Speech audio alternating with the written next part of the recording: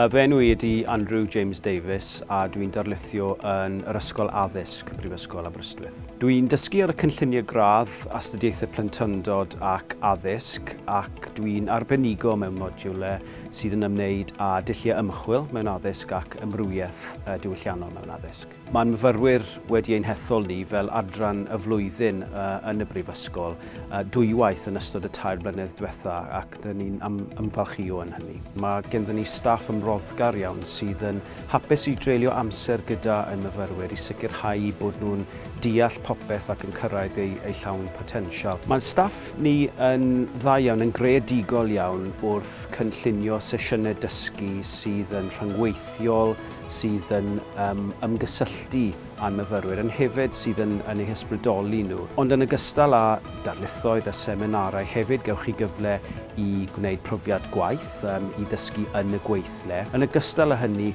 gewch chi pob un o darlleniadau sydd angen arnoch chi mwyn deall popeth ym mhob modiwl. Mae Aberystwyth yn lle arbennig iawn. Mae yna naws gymunedol yn y dre ac ar y campws.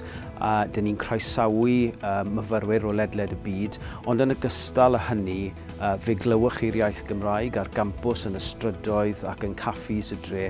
Mae'n lle cymunedol iawn sydd yn lle saff hefyd, a mae bobl yn gweud helo wrthoch chi yn y stryd.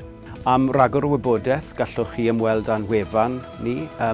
Mae croeso chi gysylltu â'r ysgol yn uniongyrchol trwy e-bost neu ar y ffôn.